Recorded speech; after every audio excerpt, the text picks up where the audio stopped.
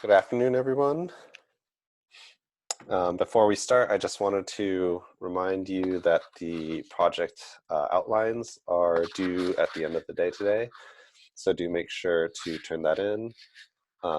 It'll be similar with the abstracts from before. You only need one group member to submit it, so don't worry about having every individual person submit. One representative from each group will be totally fine. Okay, in terms of the midterm grades, everyone should have gotten their grades by now.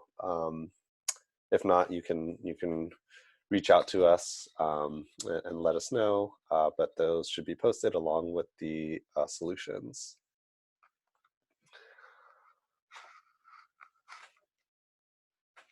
Okay,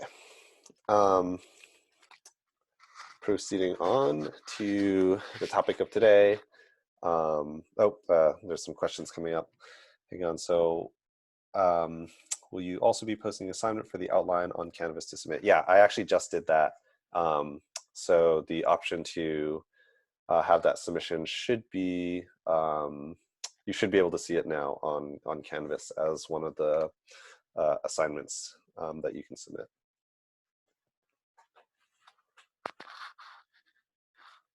Great. Any other questions regarding the project or the midterm?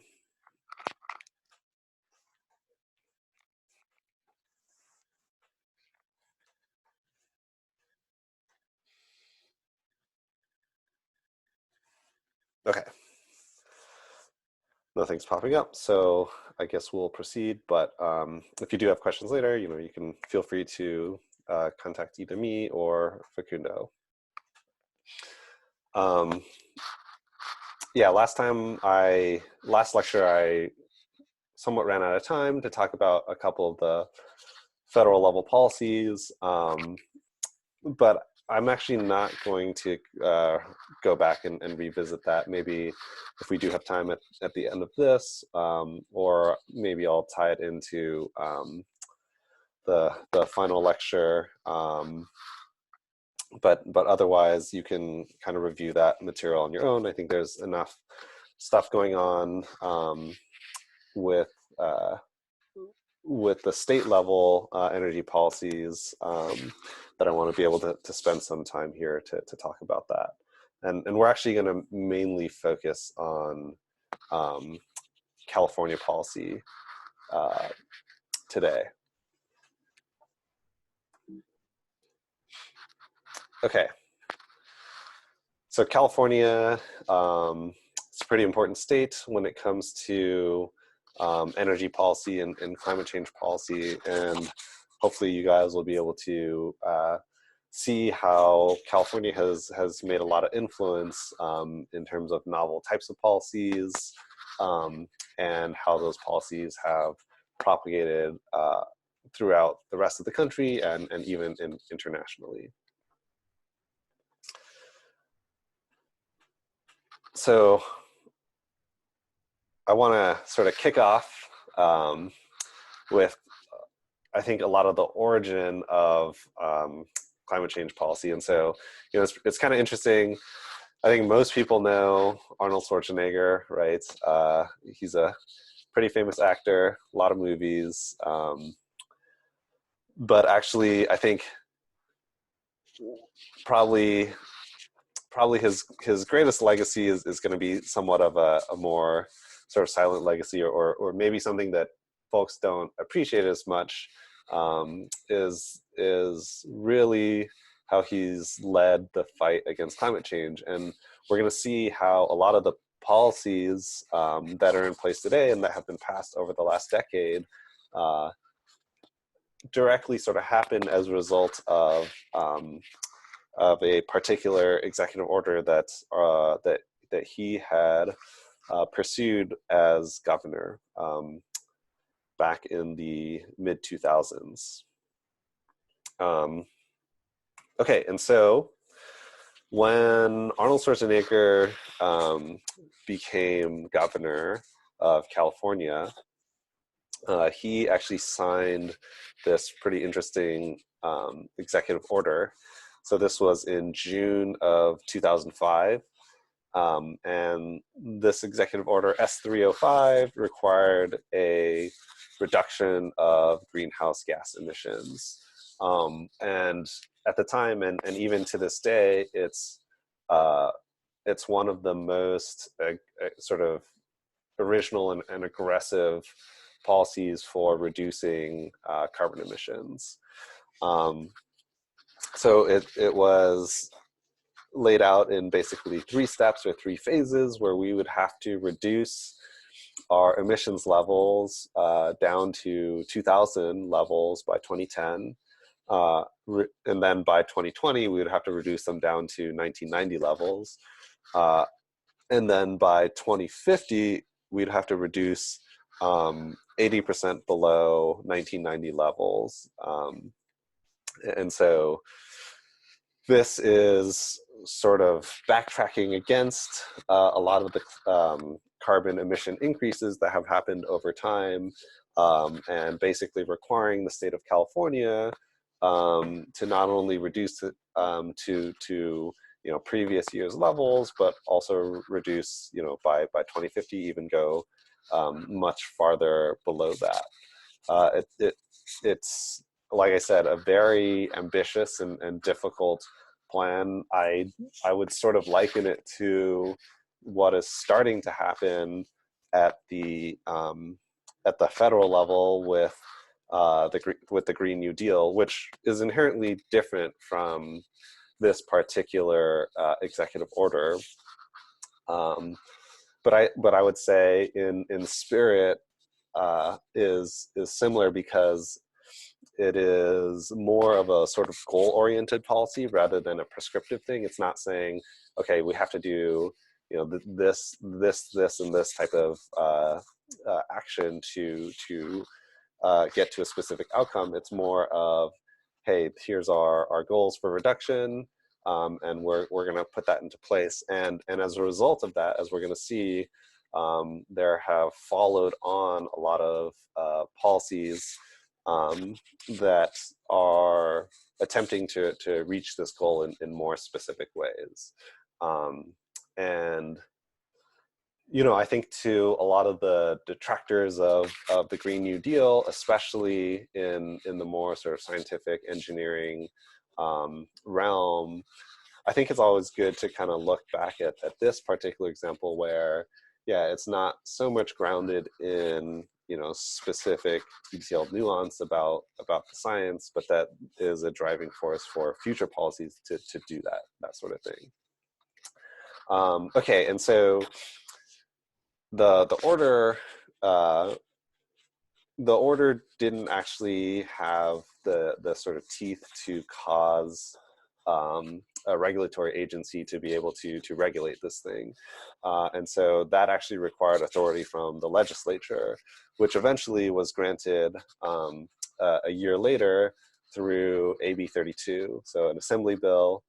So the bill originated in the California Assembly, and eventually was signed into law on September 27th, 2006, basically with the same plans as the executive order. And this is kind of why I say, we may remember, Arnold Schwarzenegger for his movies, but I think what AB 32 did was to lay the groundwork for a huge number of policies that I think are having a huge impact, not only in California and in the United States, but the rest of the world. And that's why I kind of say that I think his legacy will be a lot more than just his movies. And I do want to say that, it's not just Arnold that was responsible for doing all of this, right? There was already a sort of big movement in California, in the legislature, and with the folks who are advising him to promote this. Nevertheless, was a very impactful action for climate policy history. And so what we're going to do today is to look at, I think, some of the biggest regulation and legislation that has been passed in California sort of in response to, or a lot of it in response to AB 32. So the low carbon fuel standards, cap and trade, the zero emissions vehicle mandate, which actually did both, so both the ZEV mandate and the renewable portfolio standards, the third and fourth points here, they actually technically both preceded AB 32, but following the passage of that major climate policy, they essentially got a lot stronger and have been revisited and have progressively tightened their goals to actually make a bigger impact on transitioning to new technologies. Okay, so we're basically going to go through these four major policies. It's just a sampling of the wider variety of climate policy that exists in California, but they do constitute, I think, some of the most significant changes. And so we're going to essentially focus down on a small subset of the policies that are helping to meet our climate goals. So the low carbon fuel standards, or LCFS. So this was enacted following AB 32 in California in 2007. And this was sort of in accordance with those climate change policies.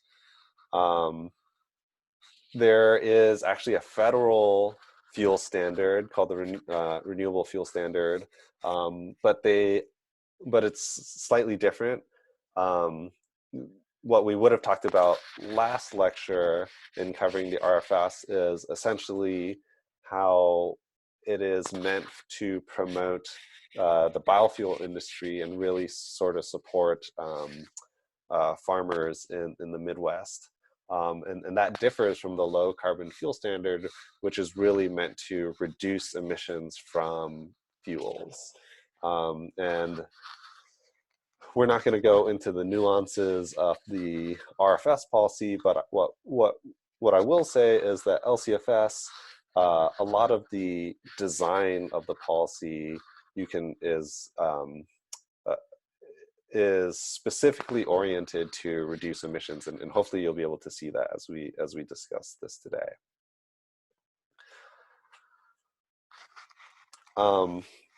So the low carbon fuel standard is administered by the California Air Resources Board. This is one of the regulatory agencies which we've discussed in the past. Again, this is essentially the equivalent of the federal Environmental Protection Agency. This is sort of California's version.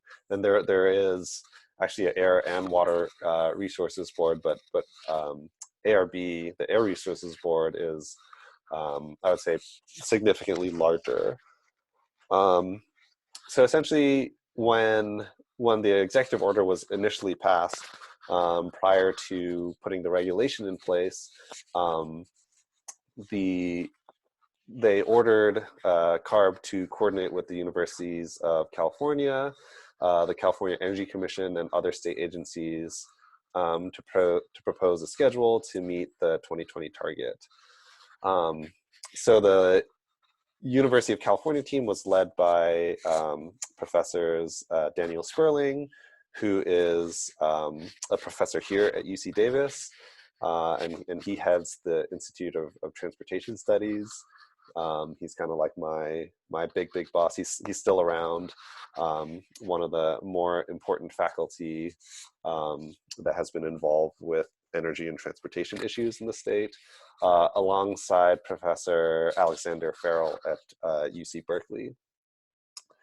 And I think what's particularly unique about California-based policy, I mean, it's somewhat true in at the federal level too, but I think to a greater extent, what you'll start to see here is that a lot of the legislation and regulation is really based off of scientifically driven, fact-based evidence, and so it's not it's not always the case that you see legislation basically requiring a scientific study to back up their specific goals and regulation, and more oftentimes it can be somewhat arbitrary.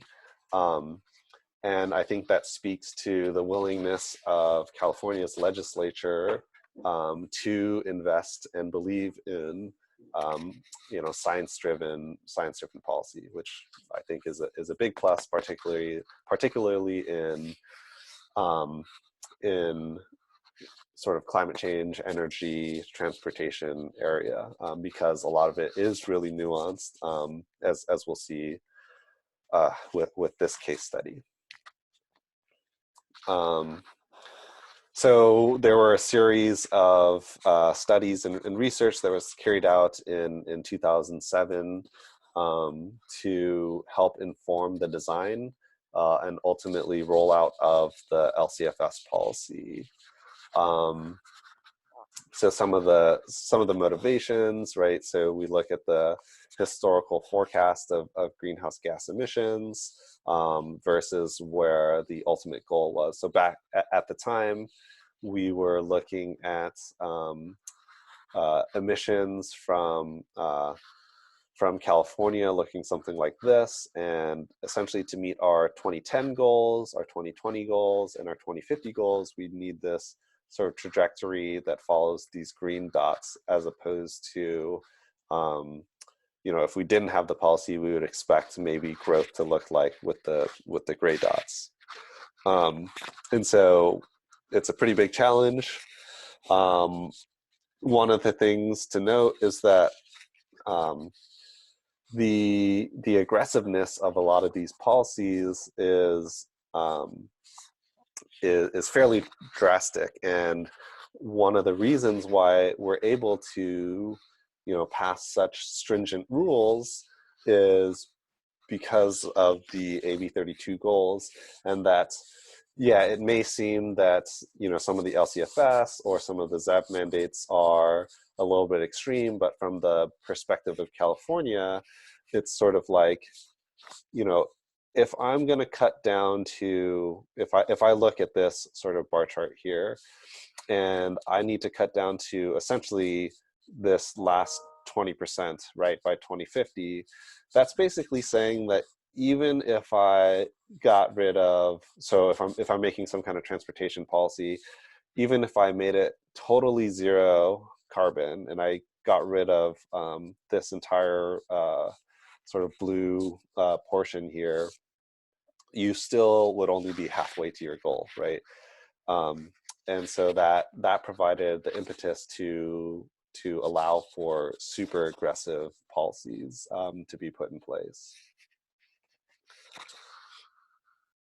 I think the LCFS is one of the first large examples of incorporating life cycle assessment into policy. And so I wanted to sort of briefly touch on this topic because of its novel placement in policy and how it has influenced future public policy to think carefully about specific scientific nuances such as LCA. So the analysis was conducted with this model called GREET, which is an LCA model coming out of one of the national labs from the Department of Energy at Argonne. And they included a lot of interesting things that maybe would be glossed over in a more high-level examination of emissions.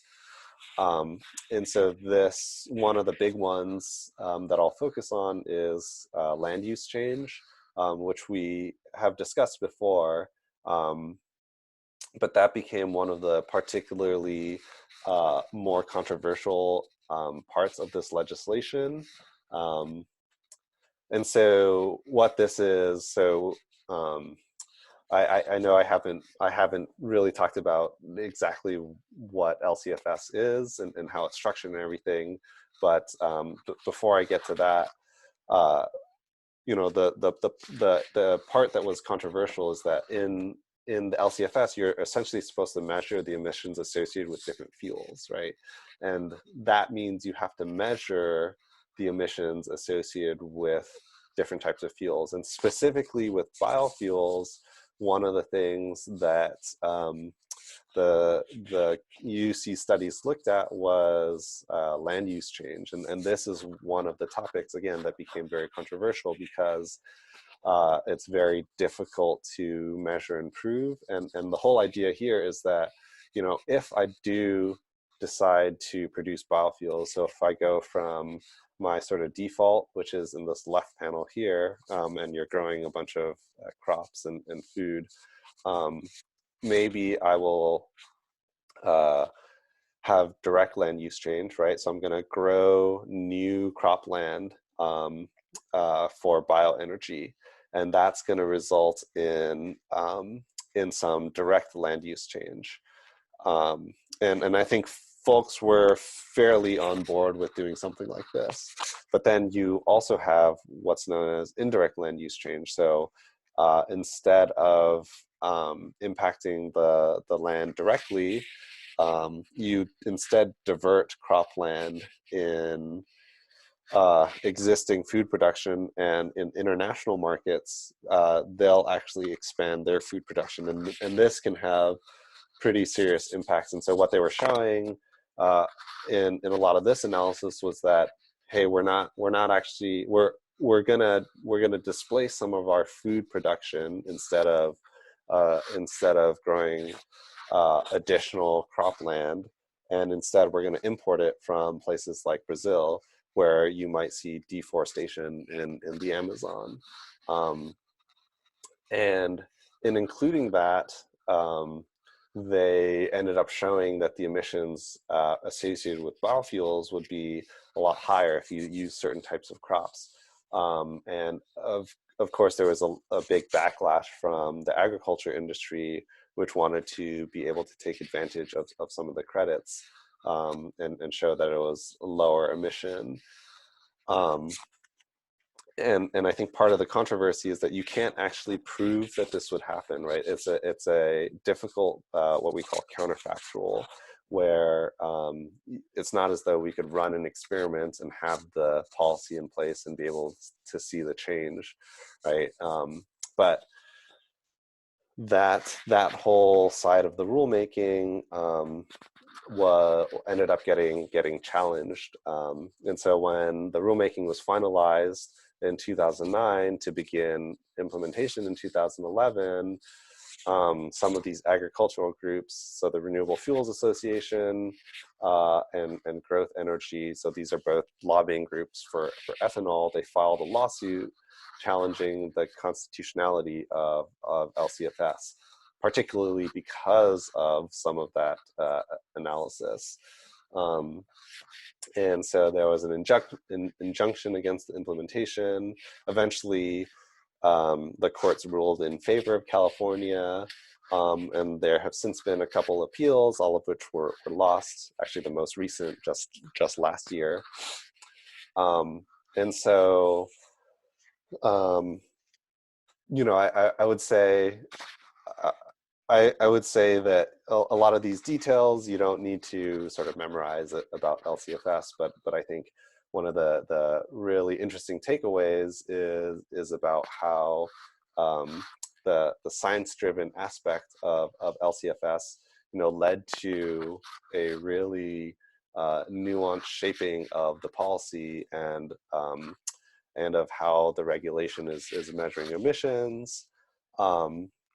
And that scientific integrity was held up in court, which is, I think, a really big win for defending sort of science-driven policy in general. It means that we place value, right, in having scientifically informed policy. Okay, so the LCFS framework, the way it works is that there is an intensity target for fuels, right? And so you have a grams of CO2 per megajoule, right? So for every amount of energy that I extract from gasoline, for example, that has some amount of emissions associated with it. Similarly, if I were to do that with electricity, or if I were to do that with hydrogen,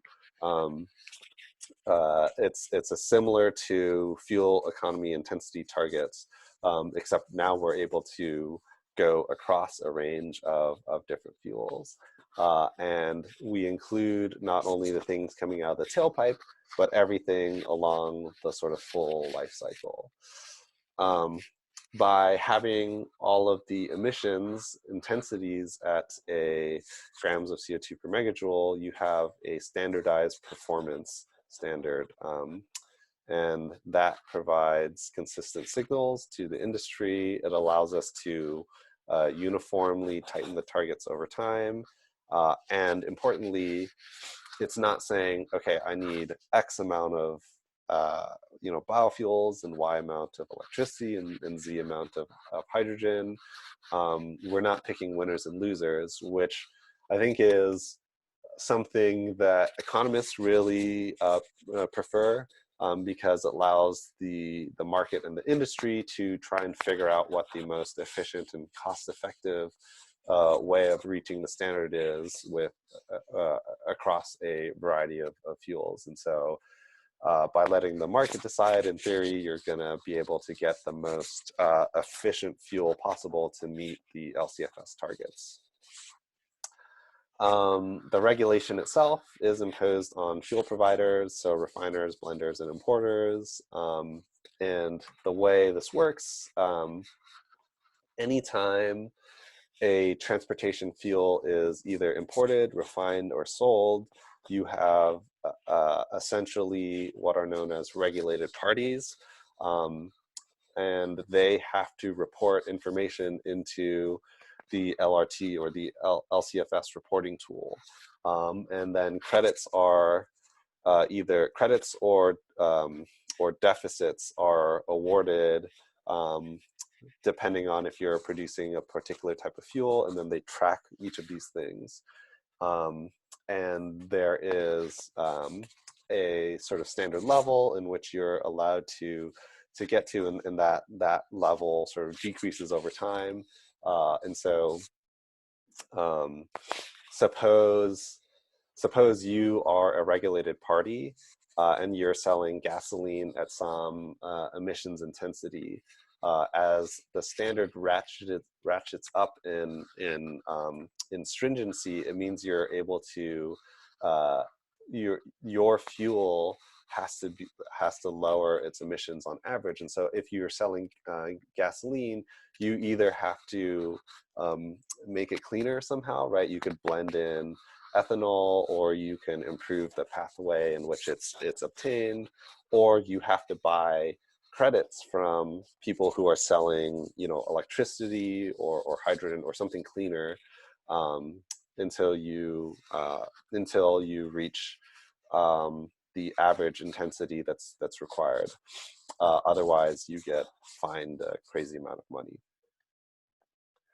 And actually, you could, I think, I'm a little rusty on the punishment, but I think you could even go to jail if you refuse to comply properly. So the carbon intensity of the fuels, right? This means that these things actually have to get measured, and they are based off of the total effect on climate change.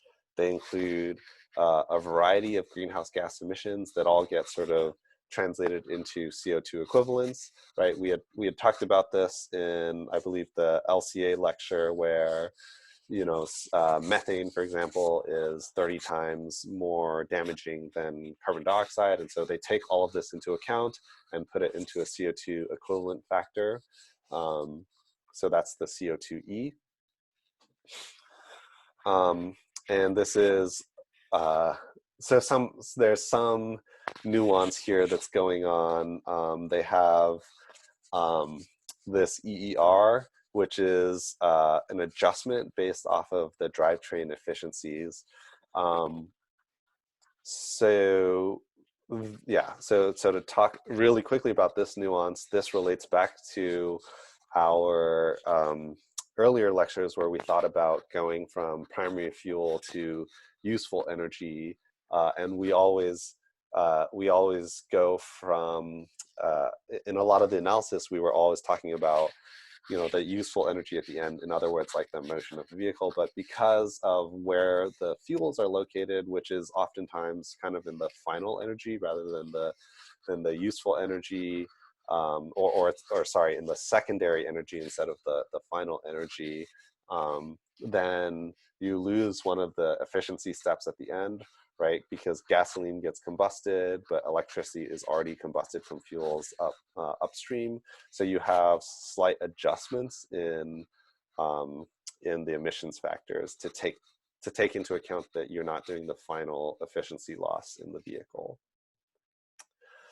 Okay, to give you guys a sense of the carbon intensity values from what are known as certified pathways.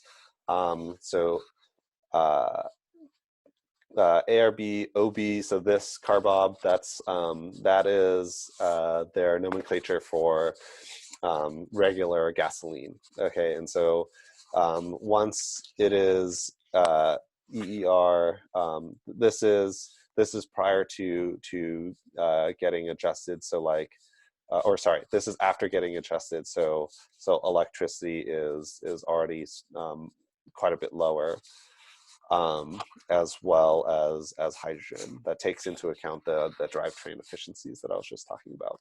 So you can see here, gasoline is at this rate, and you can see ranges of values for different fuels, for renewable gasoline, for hydrogen, for ethanol, electricity, and so on and so forth.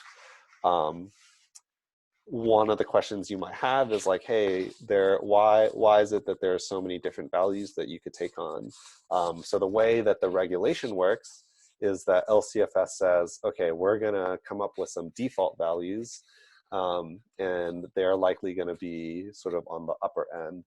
And if you can certify and demonstrate to the California Air Resources Board that you can produce the fuel at a lower emissions rate than whatever standard that they're using, then they can take that into account and go through a certification process, and then you can use that emissions rate instead of the one that ARB is putting forth. And so that's why you see a lot of different producers have come up with different values and certified values for the emissions, which are going to be more accurate, right? Because they've been certified. Okay, and so the actual standard looks something like this, where you have percent reduction in carbon intensity, and so there is a existing level, and essentially over time the carbon intensity average across all fuels needs to decrease. So originally the rule went 10% reduction by 2020, just maybe a year, I guess maybe a year and a half ago at this point. LCFS was extended out to 2030, which provides a lot more regulatory certainty. And so this CI reduction continues to decrease.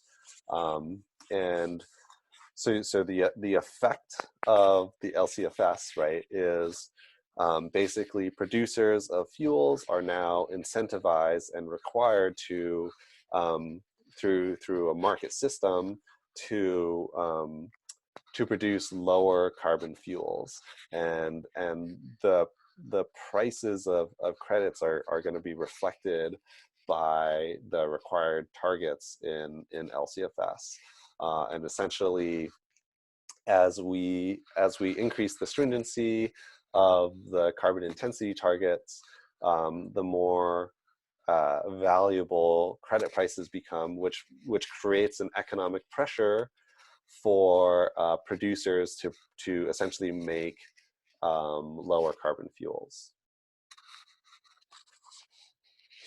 Okay, and so how can LCFS get met? Again, so through a variety of methods, right? So blending low carbon biofuels into gasoline and diesel, that's a way in which we can make gasoline itself a little bit cleaner. We essentially include clean ethanol into gasoline, which reduces its overall carbon intensity. We can introduce low greenhouse gas alternative fuels, natural gas, hydrogen, electricity, and by producing those, the overall emissions from fuels is going to get lowered. If you are an individual supplier and you aren't able to lower your emissions, you can buy credits from other suppliers to reduce your average. And then you could also improve upstream efficiency of refinery operations. And so even if you are like a oil producer or a gasoline producer and you didn't want to buy credits from other suppliers, you could in theory make your gasoline cleaner, right? Because we include everything upstream by improving the efficiency of your mining or your refinery, so that there's less emissions associated with every gallon of gasoline that you produce and ultimately gets used.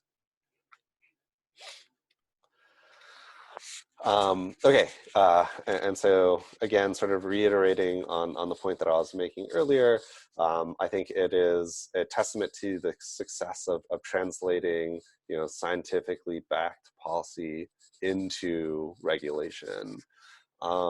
And the benefits of the policy have been immense. It's been estimated to reduce over 20 million metric tons of carbon dioxide since it was implemented.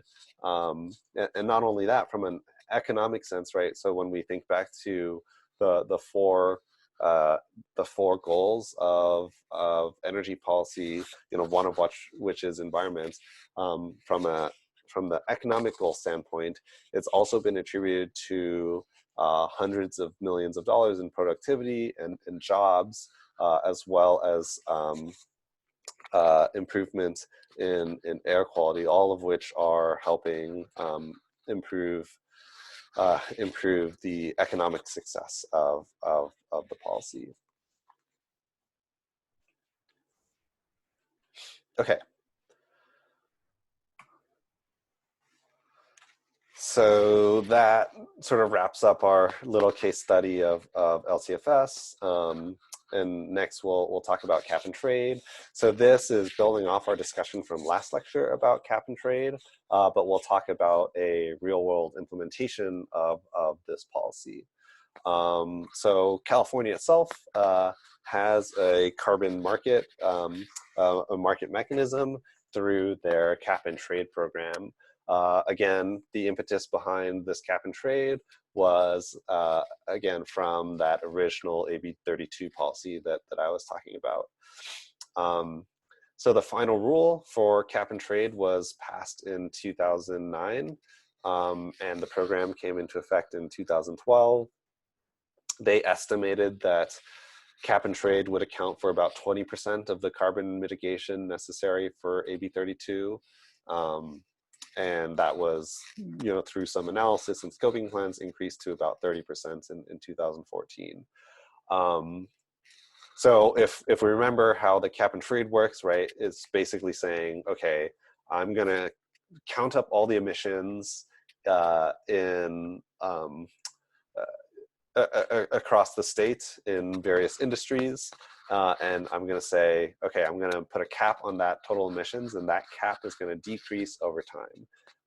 everyone is then given allowances for how much they're allowed to emit, and that allowance, right, is going to decrease over time, which means you as a, you know, a producer or someone in the industry that emits carbon, you have to figure out ways to decrease the amount of carbon you're emitting because your allowances decrease over time.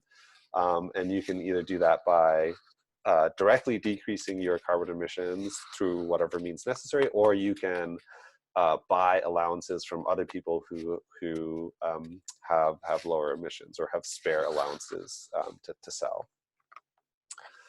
One of the sort of significant parts of the program was that its expansion over time. So we've actually linked cap and trade programs with a couple different provinces in Canada, and there are some pretty good reasons for doing that. I think in general, cap and trade programs, one of the things I didn't talk about was with the drawbacks. When you have a cap and trade program, it is a lot more robust if you are able to have it cover sort of larger regions. And the reason for that is, you know, if I'm an industry that is in California and I'm now regulated under cap and trade, there is worry about things, some things called leakage. That's one of the bigger concerns with cap and trade, where, hey, maybe I'll just leave the state and emit somewhere else, right? And in doing that, you could actually make it worse, because maybe, you know, if I'm I think the common example people use for cap and trade is with the cement industry. Maybe I'll just produce cement in Nevada, and I'll use like coal-fired power or coal-fired electricity, as opposed to, you know, a cleaner source of electricity in California. And so that leakage event could actually be increasing emissions, because essentially you're going to have people just leaving the state. And so you basically want your you want your regulation to have as large of a regional coverage as possible. So that's one of the big benefits of linking up with Canada. And the other big benefit is that if you have basically a larger coverage, then you have more opportunities for efficiency, because there may be, you know, some industry that has more allowances that exist in other regions that can then trade, which means that you're more cost effectively reducing your carbon emissions under cap and trade. Cap and trade was originally going through, I believe, 2020, but AB 398, which passed in 2017, extended cap and trade through 2030. So similar to the LCFS trajectory, and providing a lot more certainty for markets to know that cap and trade was going to be existing for another decade.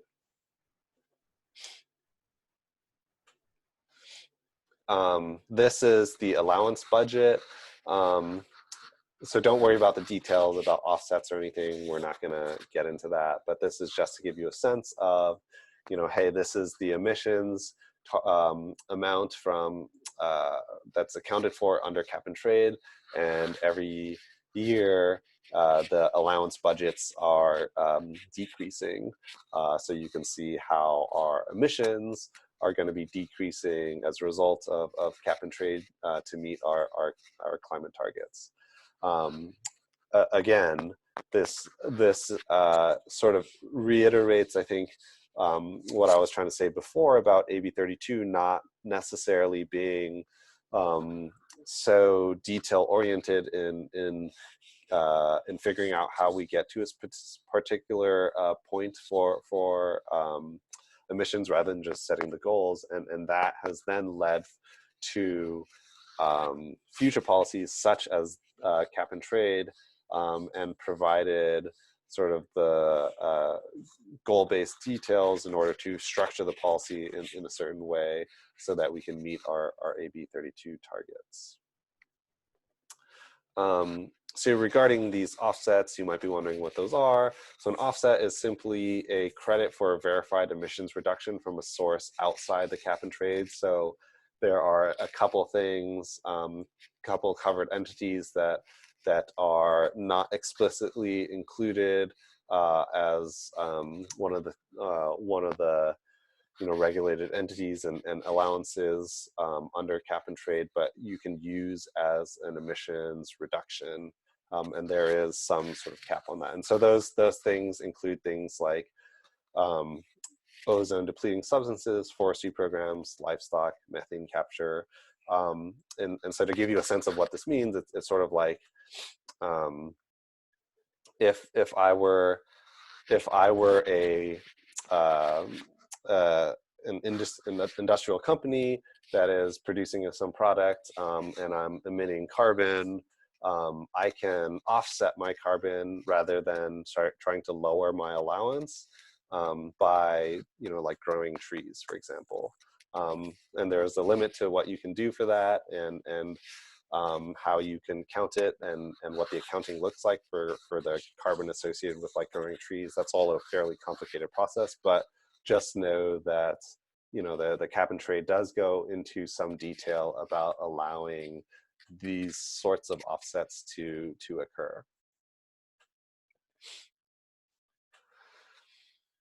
How do you enforce carbon or cap and trade? They have this system called MRV with monitoring, reporting, and verification.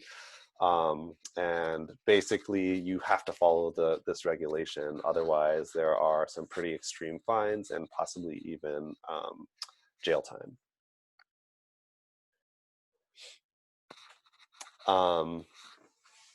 There have been a number of studies that have looked at the effect of cap and trade on emissions. And so again, this isn't something that I'm going to go into too much detail on, but a lot of economists have studied this and have been able to demonstrate fair demonstrable decreases in emissions that are attributed to cap and trade. And so we can see something like that happening here in this sort of dotted line over time. Yeah, and that has some effect on prices and allowances, and so greenhouse gas emissions reductions are going to be associated with changes in allowance prices.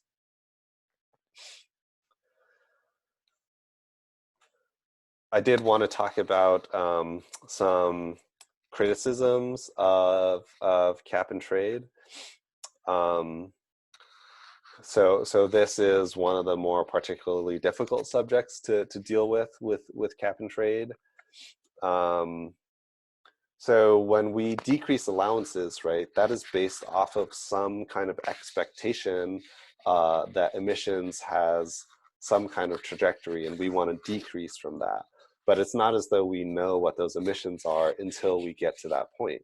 And so there's this concerning aspect where, okay, suppose you provide allowances to oil companies that sell gasoline, and you expect that that growth is going to happen. So let's say you think that the blue line goes something like this. And so you say, well, I want to set my allowances to something the equivalent of if this dotted blue line were to happen. But then in reality, maybe you see a decrease in VMT. So this is vehicle miles traveled. So if I think that cars are going to drive this much, which leads to some amount of emissions, and I want to lower the emissions to the equivalent of people driving this much, but then maybe there's a recession, right? And that causes people to stop driving.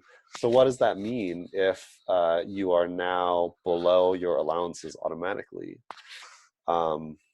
with this?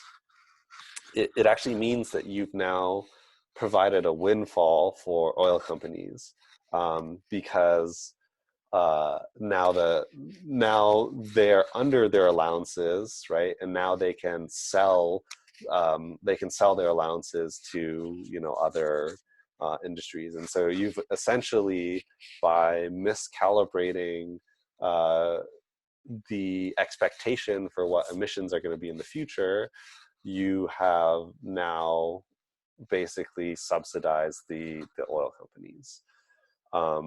And so that can be a pretty difficult issue to deal with. And that's one of the reasons why in policies like this, you need to be very careful and sort of backed by studies and scientifically rigorous evidence, so that you can account for these sorts of effects. Okay, the other one that I guess I had talked about, the other criticism of cap and trade is with leakage. So if you face the prospect of having to purchase allowances to operate in California, you instead decide to move production.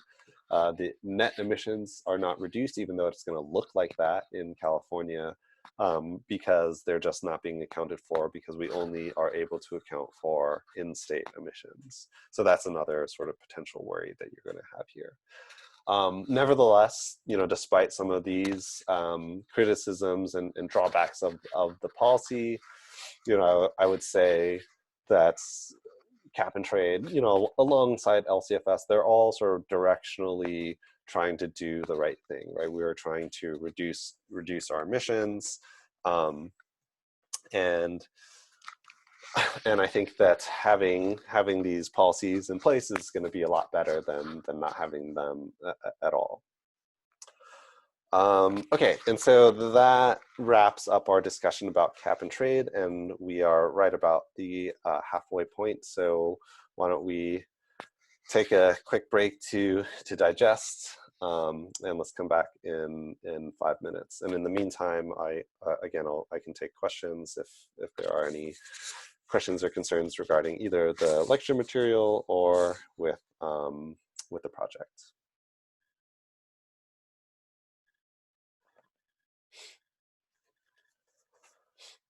Okay, so some questions coming up.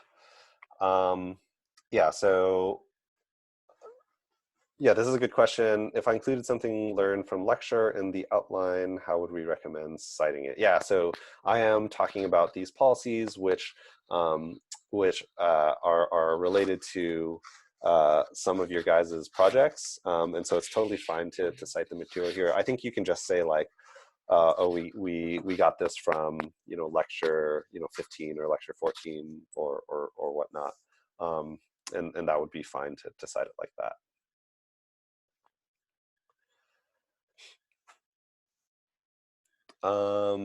Okay, and then some other questions coming up.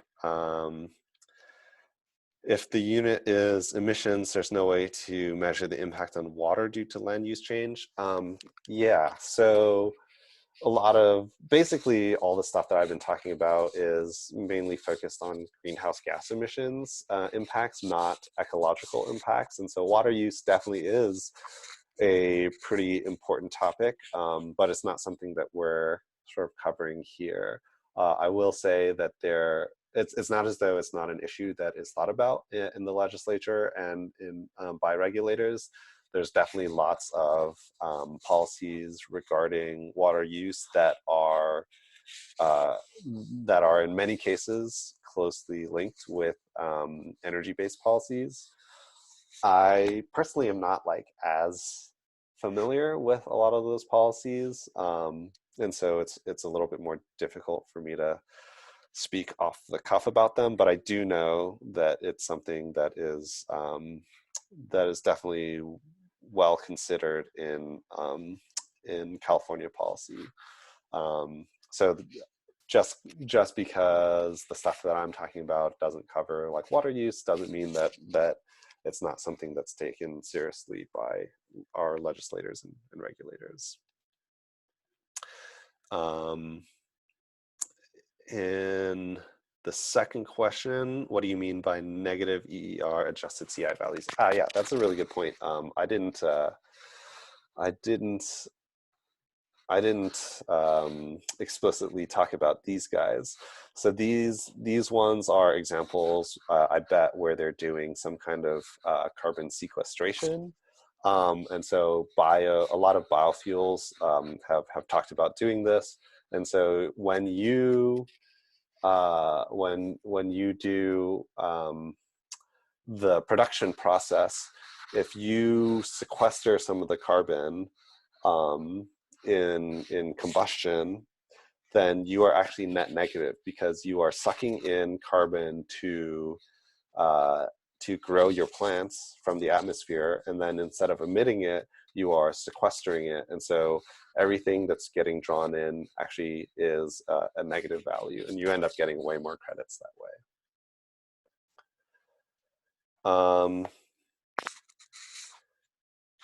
And then there's a last question is about whether or not offsets are helpful for emissions reduction.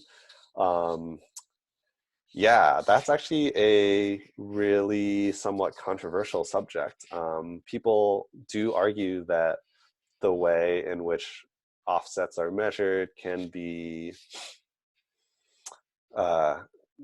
yeah, might not necessarily be leading to direct emissions reduction, depending on how you think about accounting for it. Yeah, so it's very sort of perceptive to notice that. You know, I think that at the end of the day, you know, this counterfactual, it's about whether or not you think that cap and trade cause you to pursue an emissions reduction from the offset, or whether or not it would have happened anyways. And to the extent that that's true, I do think that the carbon offsets are somewhat driven by the policy, and so like methane capture from cows, for example, that's a big one. So one of the interesting things that is accounted for are in the agriculture industry, cow farts, which emit lots of methane, which are extremely which have a much larger impact on environmental outcomes than carbon, right? It's like 30 times worse for GHGs. Those can be well. So what I'll say about that is it's actually not farts. It's actually burps, and it's caused by the diet. So you can actually reduce methane capture, or you can reduce methane emissions, and you can get some credits for offsets by feeding cows different types of food, rather than traditional feedstock of like corn.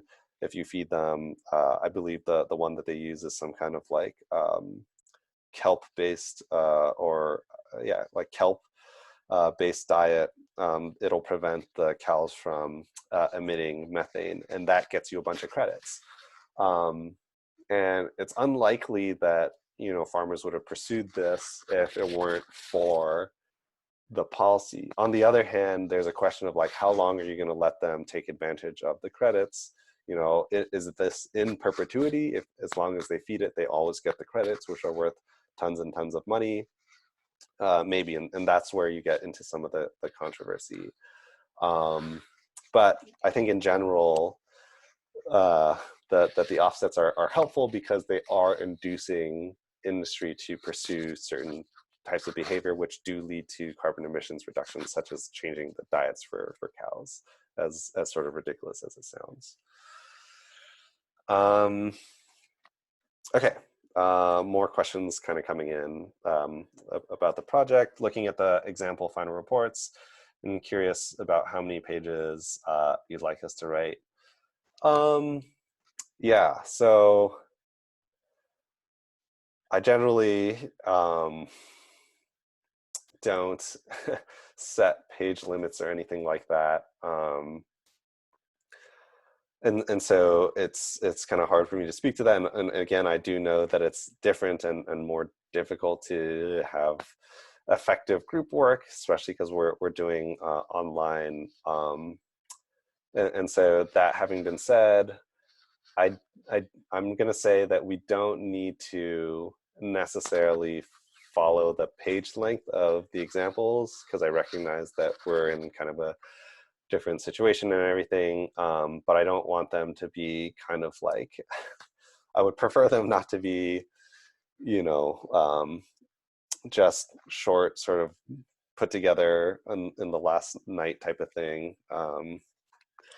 And so I would say doesn't need to be as long, maybe something on the order of, 15 pages, I think would be good, especially because, we're talking about working in larger groups of 4 people, or a couple people, each of whom can write a couple pages.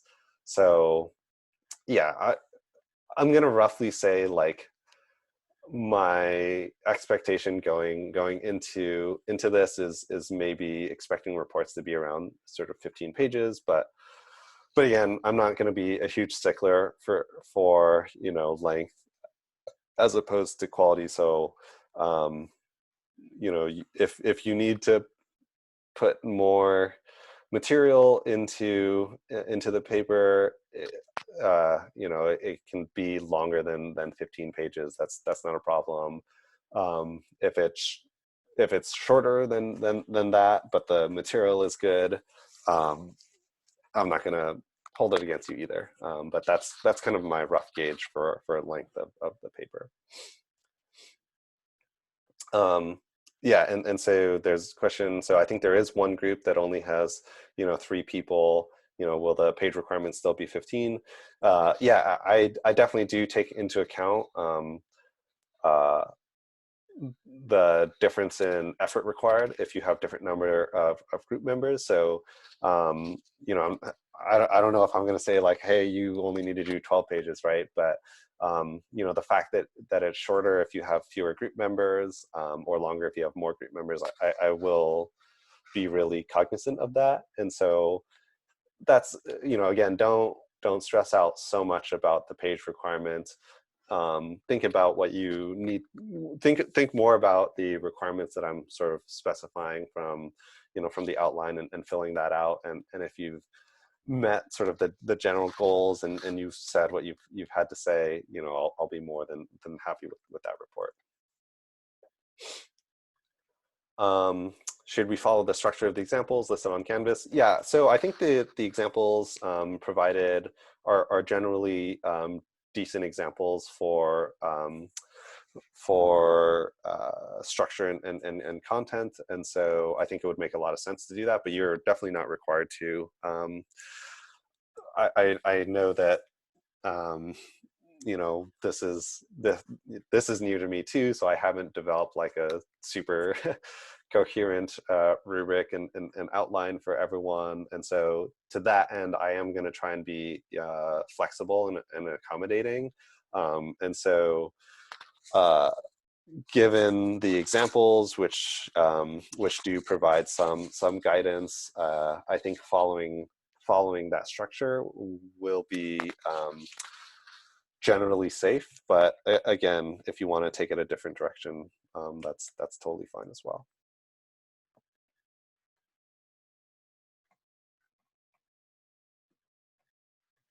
Okay.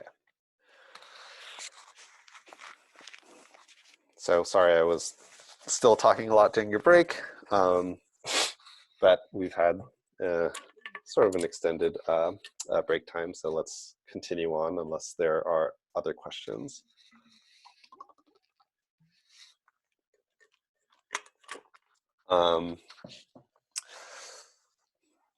We'll continue on with the sort of fire hose today. There's going to be 2 more sets of general policies that I want to talk about before we end. So there is the zero emissions vehicle mandate.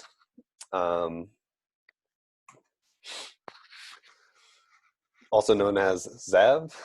So what is it, and why do we have it? So again, to help meet our targets, this is more of a technological pushing mechanism, and it's a regulation that basically requires automakers to produce zero emission vehicles. California is the largest market in the United States for the sale of cars and light-duty trucks. We have 25 million registered vehicles, something like 800 million miles driven per day. And again, in order to meet our targets for AB 32, so 40% below 1990 levels by 2030, 80% below 1990 levels by 2050, to reiterate, that original point that I was making, you essentially have to completely decarbonize transportation, and that only gets you halfway to your goal. And this is why we have policy like this. I think that when it comes to economically efficient policy, I think when you talk to more traditional economists, they will point out that policies like this are not necessarily economically efficient. You want to do something more like a carbon tax or a cap and trade in order to be able to make your reductions in the most sort of cost-effective way possible. I think the sort of counterpoint to that argument is that when you have such strong goals for emissions reduction, then you are worried that with economically efficient policies to reduce carbon, that you may not necessarily be able to reach your targets. And so by putting into place something more stringent, you are essentially forcing the market to push towards that goal in the hope that you're not sort of too late to reach that. And so the motivation for this, as opposed to just having market-based mechanisms, is really driven by this sort of more desperate need to get out, in this case, like an electric vehicle and hydrogen vehicle technology. Okay, so how does the regulation work? It's actually fairly straightforward. It's a little bit complicated, but also the general nuance of it is I think straightforward.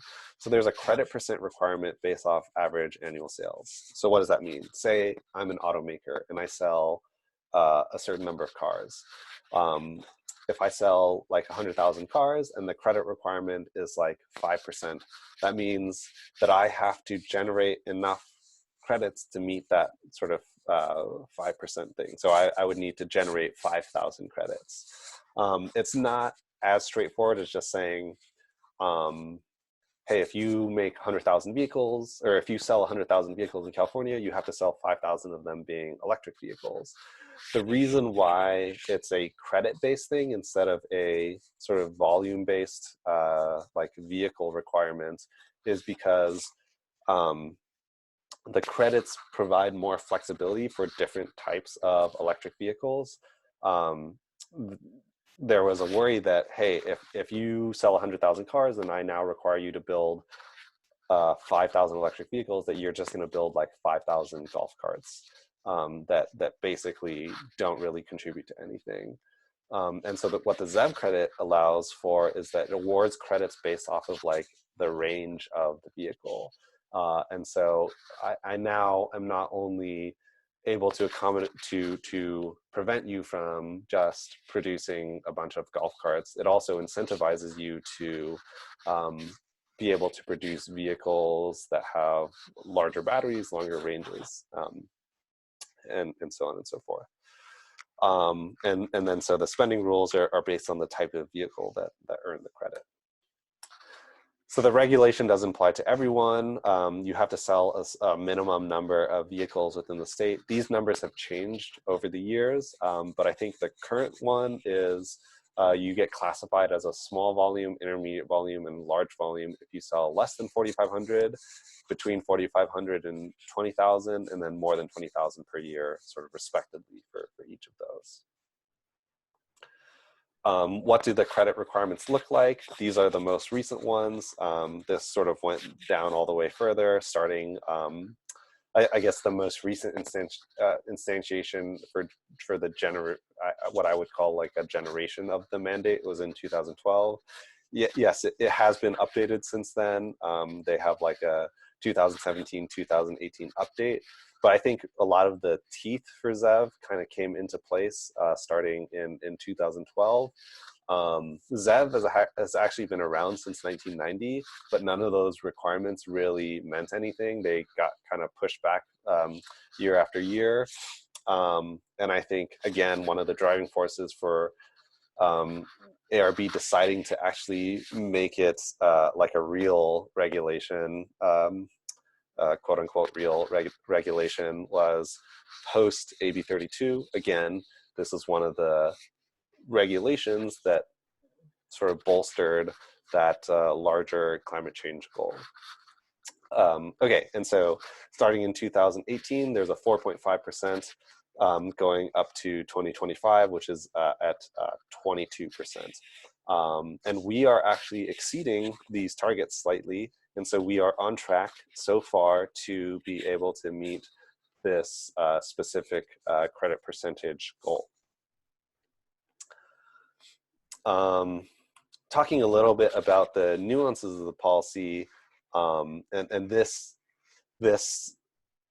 discussion is more to sort of motivate our thinking again about how science informs and sort of feedback of policy, to think about whether or not it's being effective. So this is the old credit calculation. And essentially you would get a certain number of credits based off of the miles that you were, the range of your vehicle.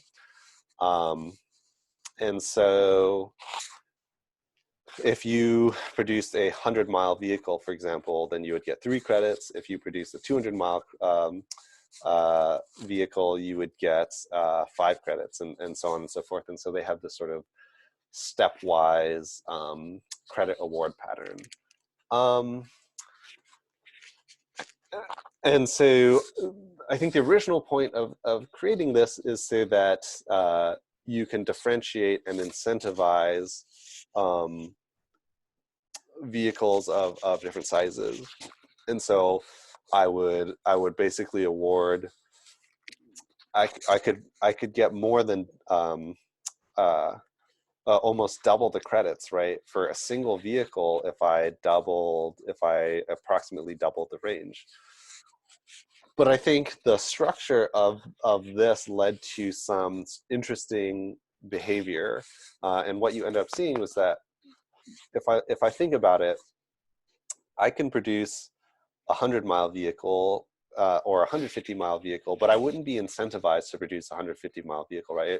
It simply, especially in the earlier years for electric vehicles, every electric vehicle that an automaker sold is essentially losing the money. And the only reason that they're producing the electric vehicles is so that they can sell cars in California and comply with the regulation. And so they want to make the EVs as cheap as possible. And so the more batteries you put in, the more money that you're losing. And so as an automaker, I have no incentive to produce larger than a 100-mile battery between 100 and 200. I would not want to produce, for example, a 150-mile battery. I would much rather produce just a 100-mile battery and receive the same number of credits. And we saw that very clearly happening with a lot of electric vehicles, where they would just get right on the border of the step, or slightly over. And there were a lot of analysis being done on this, including research at UC Davis. And during the midterm review, we would point this out to the California Air Resources Board. And so it's again, this not only originally derived from science-based evidence, but but also retroactively in thinking about updating the policy, being able to think about how things are changing is really critical to successful policy.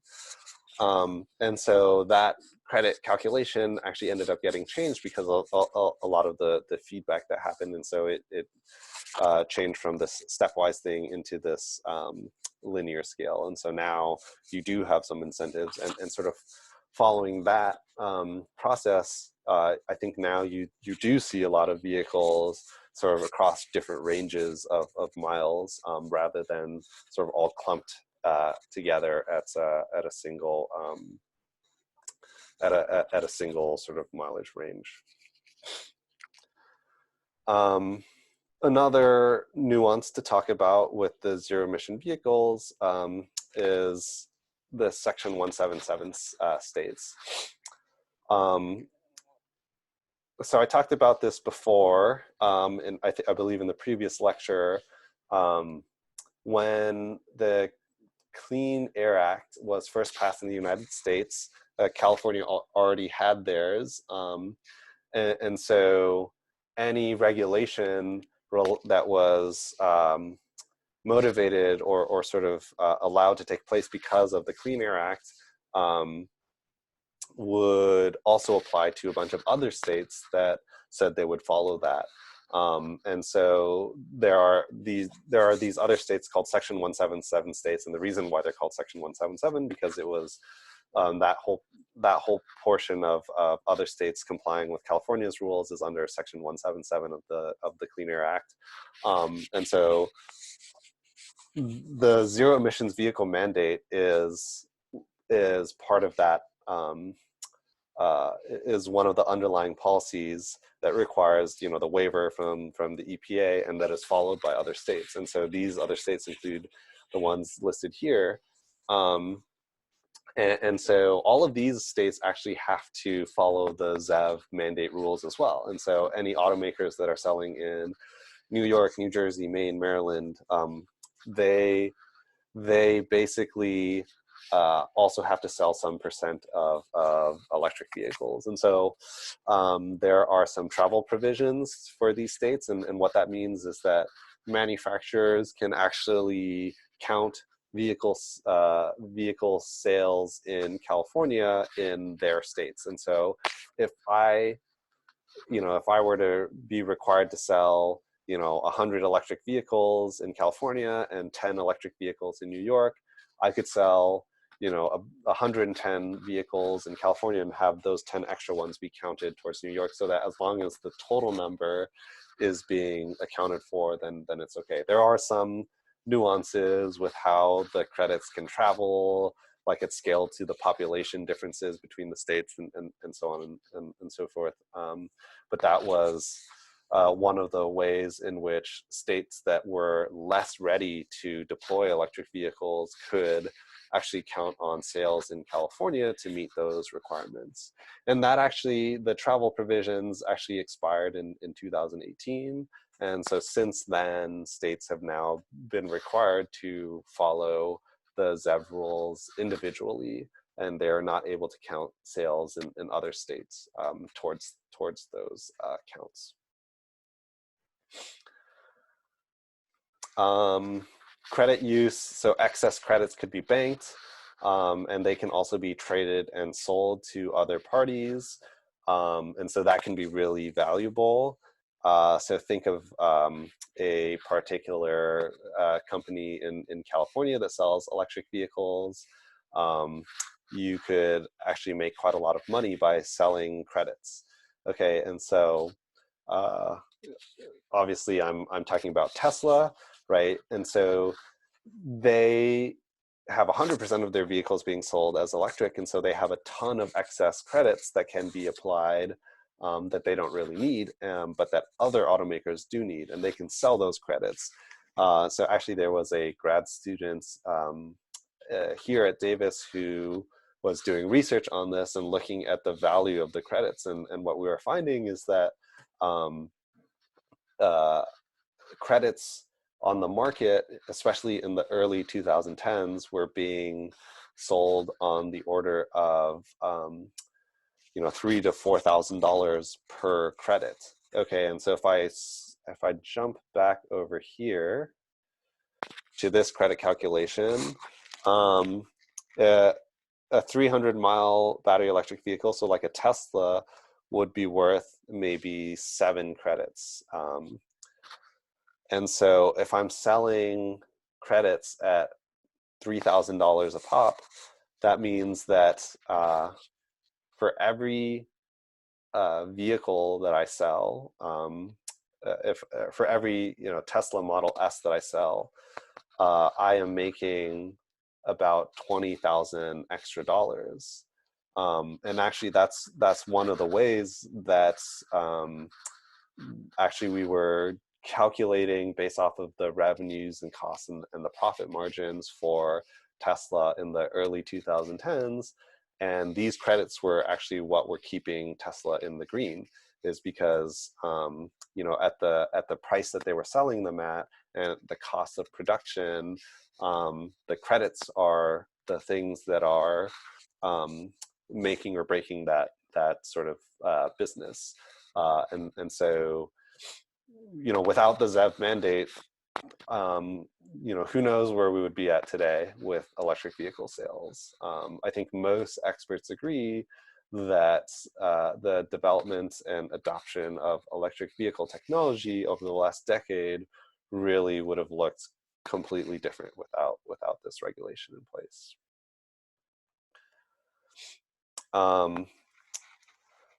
So the penalties for not complying, again, are very strict. So 5,000 penalty per. Okay, sorry, that's a typo. It's not per vehicle. It's per. Well, it's technically not per vehicle. It's per credit, but it ends up being per credit or per vehicle, because one ZEV credit is the lowest amount of credit that can be earned by a pure ZEV, and so they equate that per credit per vehicle, and so $5,000 penalty for each ZEV credit not produced, and that can add up very quickly for a lot of these companies, and so it's a pretty heavy incentive to produce these things, right? And so if I sell, if I'm a company and I sell 100,000 vehicles in California, and I decide to ignore if I decide to ignore the regulation, around 2020, around this year, it's going to be about a 10% credit requirement.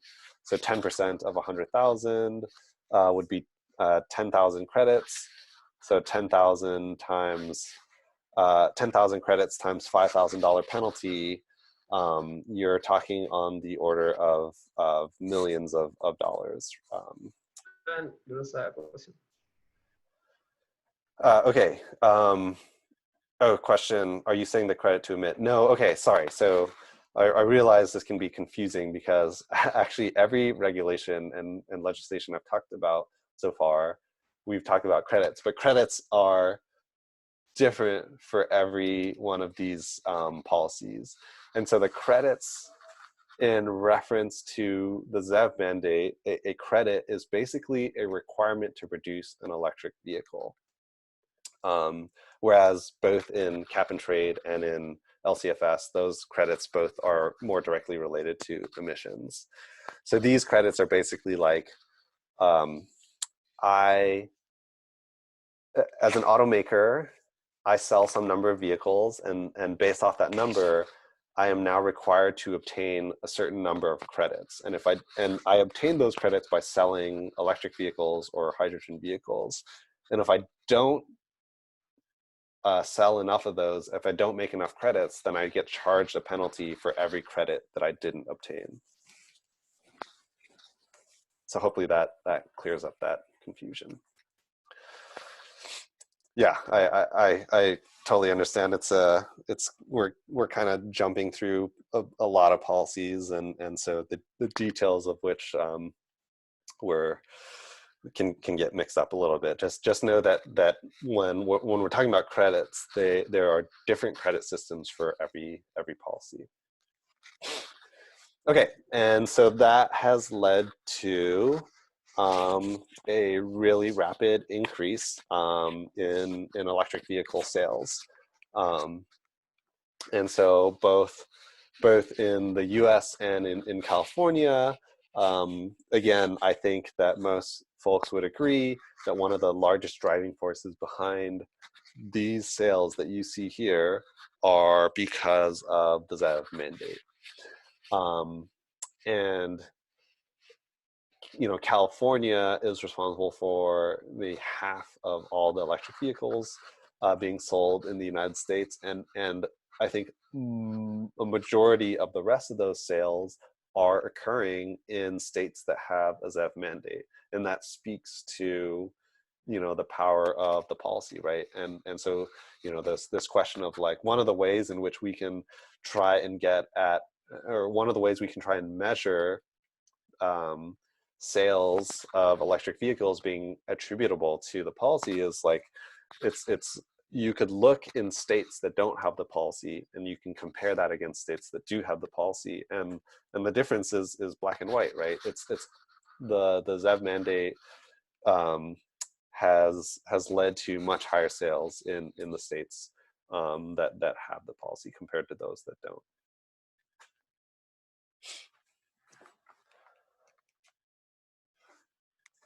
Okay, so last one for today, the renewable portfolio standards.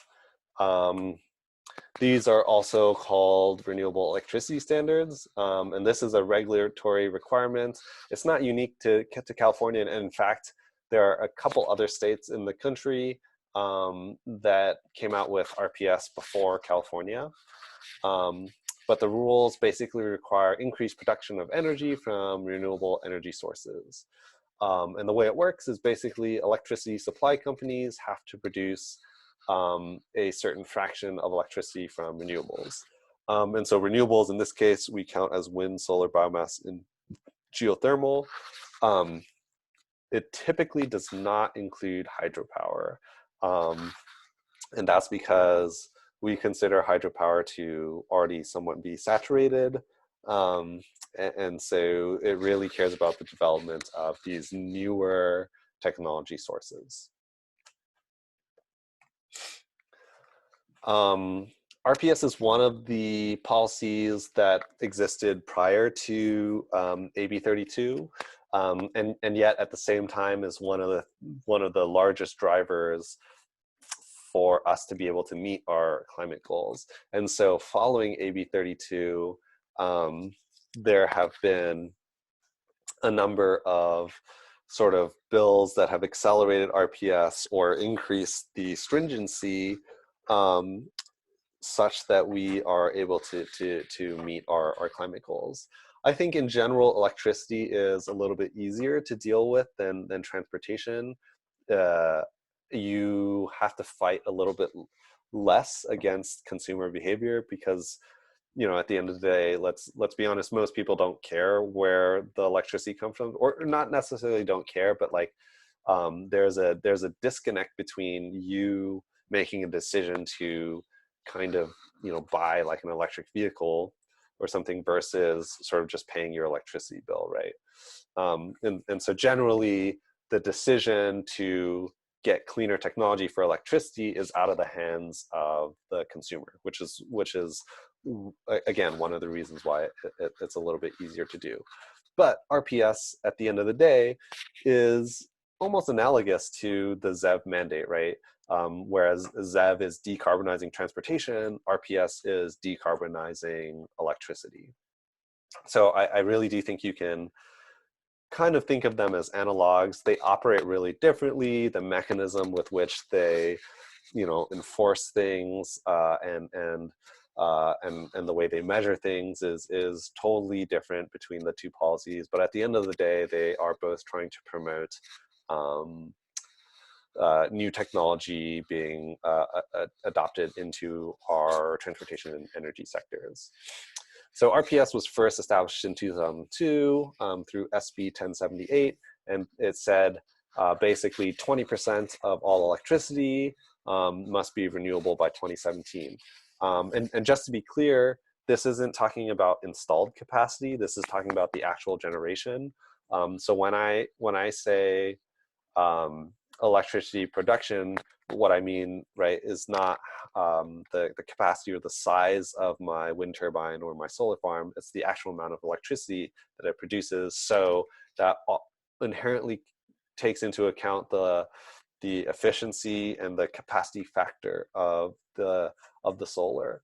And that could actually mean more challenging things, right? Because we've talked again and again about the capacity factor differences, right? So solar is maybe operating at 20% on a good day, right? So if you have a system of a certain size, you can only take advantage of about 20% of that size on average, and wind is usually more like 30 to 40%.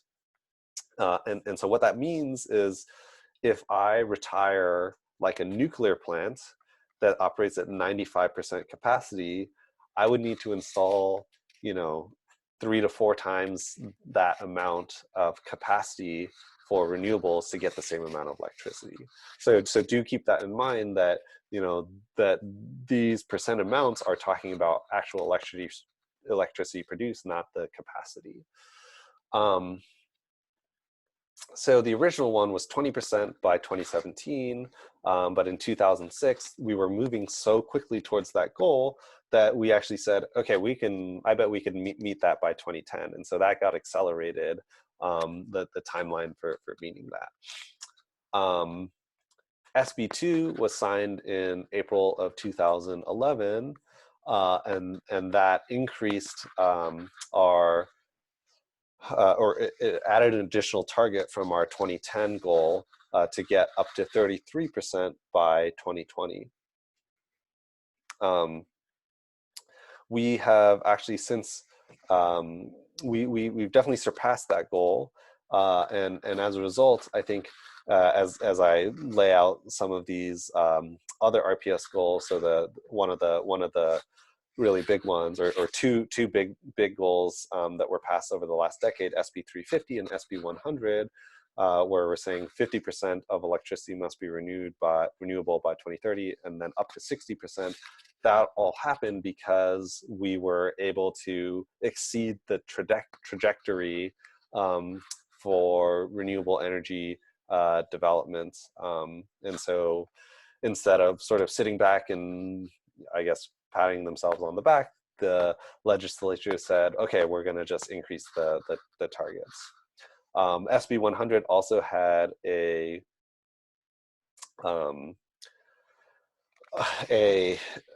provision for totally carbon-free by 2045, so a little bit longer goal. And actually, there has been, I'll just mention that now because I don't have a separate slide on it, but I'll sort of take a step back and say, we've had this really big goal-oriented thing with AB 32, but this last point reminds me that before our former governor stepped back, so Governor Brown, he actually issued an executive order sort of much in the same vein, but more aggressive, where they were saying everything has to be carbon neutral by 2045, not just electricity, right? Which is, a small portion of our total emissions. And that was a more recent executive order that I think follows in the same vein as AB 32, but is even more aggressive, right? It's turned up the timeline, and it's increased the amount that we have to reduce all the way down to 0. And I think that was, motivated by a lot of the climate change policy and successes that we've had. And it'll be, I think, really interesting, for the next generation of, climate change activists and scientists to see what happens in the future regarding that, whether or not, that executive order is going to turn into a similar type of AB 32 policy that pushes out a whole new generation of aggressive policies. yeah, well, I guess we're going to see what happens in the near future. And all of that, I think, is necessary for us to be able to meet our climate change obligations. Okay, so back to the slides. The RPS, I think, has been responsible for this rapid growth. So we had not so much of that, and geothermal and hydro kind of staying somewhat static over time. But as the RPS came into place in 2002 and has progressively increased, we have seen a really marked increase in both wind and solar power growing. BTM solar is that's behind the meter, and so that's like rooftop solar and more distributed solar.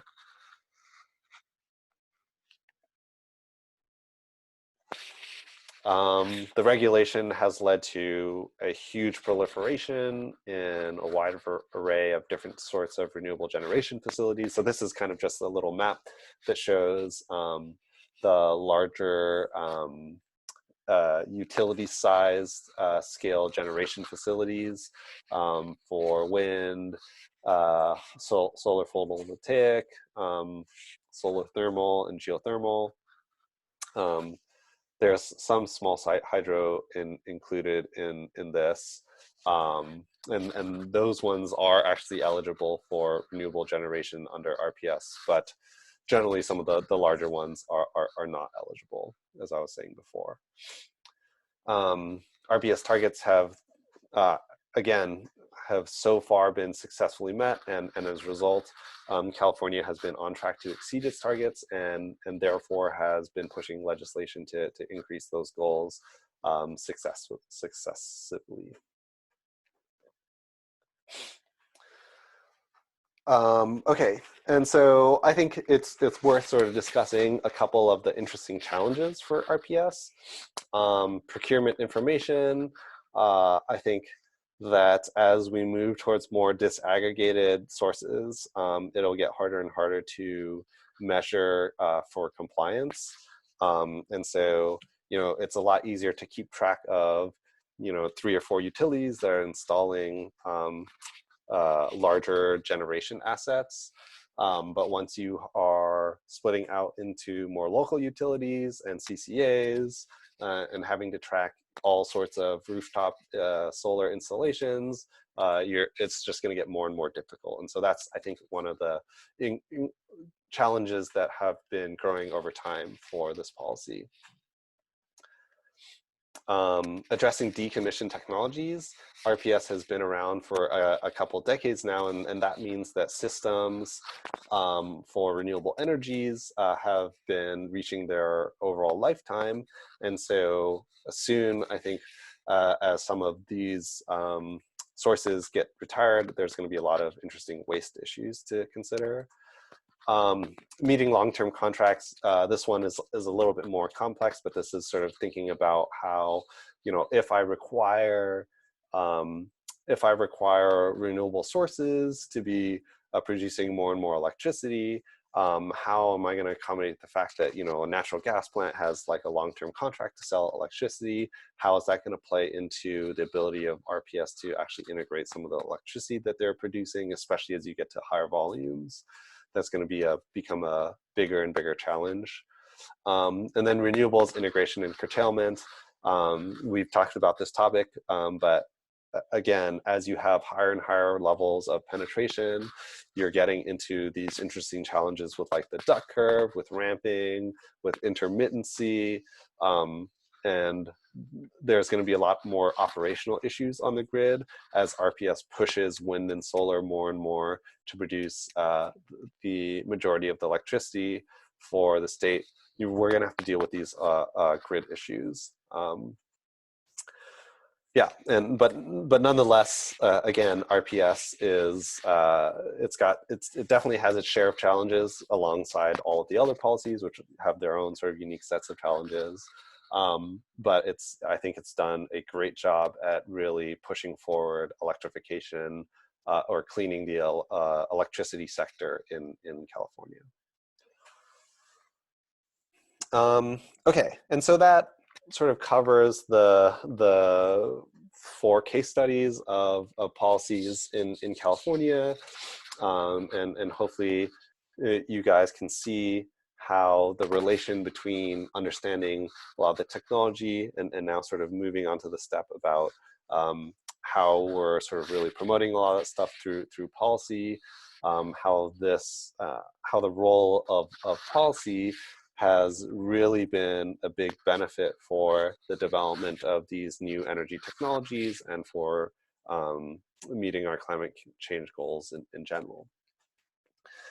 But maybe you take a step back and you think, well, everything that we've talked about today has been sort of California centric, and California, yeah, it's kind of a big state, but climate change in the big scheme of things is a worldwide problem. And so what really is the difference that California is making by having these policies in place? And so, yes, I think that is an important point to consider and to remember that California as a emitter is a tiny fraction of the of all the entities who are responsible for making greenhouse gas emissions worldwide. But actually, what I would say to that is that the biggest contribution that California is making through a lot of these policies isn't actually the reduction in emissions. California is really sort of the stage for a lot of experimental energy and climate change policies. And maybe some of the biggest impacts is that we have exported a lot of these policies throughout the rest of the country and throughout the rest of the world. And I'll just quickly run through a couple of these examples. So LCFS policy, like I said, it's been connected to other provinces in Canada, and a couple other states have modeled their sort of clean fuels policies after what California has done. And so we can already see, some numbers of states here doing that. And so remember, keep in mind that like when you look at these maps, don't just think about the size of the area. Think about the populations in each of these states, right? So going to Colorado, going to New York and New Jersey, these are really large, significant states, and together can constitute large majorities of the population. So even though there are large swaths of the country that aren't doing any of this, it's totally conceivable that at some point we may have federal legislation, especially if if a more progressive government comes to power, that they may follow in the footsteps of what California has done. Yeah, and joining cap and trade programs together. There are a couple initiatives to do this. So the last one, this last slide is regarding LCFS. So this one is with cap and trade. There is the Western Climate Initiative, the Midwestern Regional Greenhouse Gas Reduction Accord, and then the Regional Greenhouse Gas Initiative in the Northeast. And a lot of these policies are derived and motivated by policies that California has put together. I talked already about ZEV regulation and how other 177 states have to follow California's leads. And so, like I was saying, with these 13 other states that follow these standards, that actually accounts for more than a third of the U.S. auto market. And so having these states sort of join in with the ZEV requirements is really a testament to states looking and believing that California has done a good job at making these impactful policies. And it's not only sort of within the U.S. This has been exported. These sorts of things have been exported to other countries as well. And actually, one sort of really direct example that we can give is that actually some of the research centers here were I would argue, somewhat responsible for the development of China's essentially equivalent of California's ZEV program. We actually brought over a lot of their government ministries to meet with the California Air Resources Board and acted as moderators for developing a ZEV program in China, one that actually people will tell you, a lot of experts will tell you, is actually a lot more aggressive than California's targets. They started in 2019, and in year one they said 10%, which gave a very small transition time for automakers to be able to comply with that. Yeah. And so with the last policy, like I mentioned, California is not the only state that has RPS targets. There are a huge number of other states in the country. I won't say that, you know, all of these guys were directly drawing off of California, but it's sort of a strength in numbers thing, right? By having California lead the way, it provides a lot more impetus for other states to be able to pass RPS targets themselves. And it's not only with California or the U.S. There are lots of other countries with renewable portfolio standards. Or I know I didn't talk about this. There's the FIT, the FIT, which stands for feed-in tariffs. It's a different sort of market mechanism for promoting renewables, but it's a similar in the idea that you're basically trying to push out the renewable technology. And so there's a whole bunch of other countries worldwide that are pursuing this. Okay, and so again, California policy has been a sort of ground point, focal point template for many other states and countries. And in fact, a lot of the policies, such as the NEV regulation in China, is like a carbon copy of existing legislation and regulation passed in this state. There are a lot of lessons learned from these policies. Hopefully you're getting a sense of a high level of some of these that we talked today. Not all the policies are successful, but they are successful in the sense that they provide, I think, a lot of vital information to other policymakers who are looking to California to think about how to structure their policies, and they can learn from the lessons that we've already learned without having to do it themselves. And I think at the end of the day, a lot of this sort of underscores the fundamental difficulty in shifting our energy system to address climate change. The types of things that California is doing are extremely difficult, very challenging. They've been, again, not all of them have been successful, and there have been many challenges sort of learned along the way. And if we think about California as a whole, it's a pretty progressive state, right? We've had Democratic governors for a long time, much more liberal policies than the rest of the country, and yet even in California, doing this transition is really difficult, and so it again speaks to whether or not other countries and other states are going to be able to do it when even California is having a hard time. I think it just speaks more to the importance of having a lot of these policies in place to be able to make a change. Okay, that sort of wraps up our lecture for today. I know we went through a lot of material here, but hopefully this gives you guys some kind of motivation, at least to think a little bit more carefully about your projects, because those, we always need new ideas to think about these really important policies, and they really can make a difference. UC Davis is one of the places that interacts a lot with regulators and legislatures.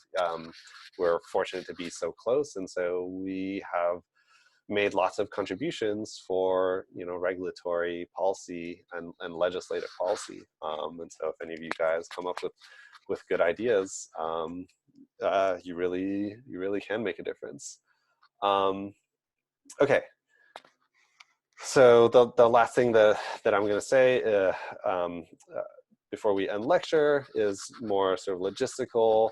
Again, the outlines are due today, so if you didn't hear that at the beginning of class, make sure that at least one person in your group member submit something. And then for next class, Monday is a holiday, so we actually won't be having a lecture on Monday, which means that technically we have one more lecture left next week. Next Wednesday is going to be our last sort of regular lecture. The week after, we're going to have a break week, which will let everyone sort of get together to put together the project presentations and the reports. I will, on the last lecture, give more details about the presentations and how we're going to do that. So until then, I guess I will see you guys a week from now, and we will end for today. I'll stick around as usual for questions if anyone has any for the next couple minutes. So see you guys next week.